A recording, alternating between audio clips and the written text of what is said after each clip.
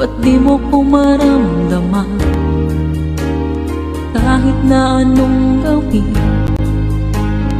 gusto mo nang lumayo sa akin.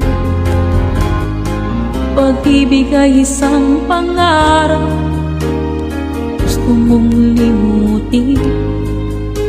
Ako'y nag-iisip kung bakit di malimot ang iyong halin.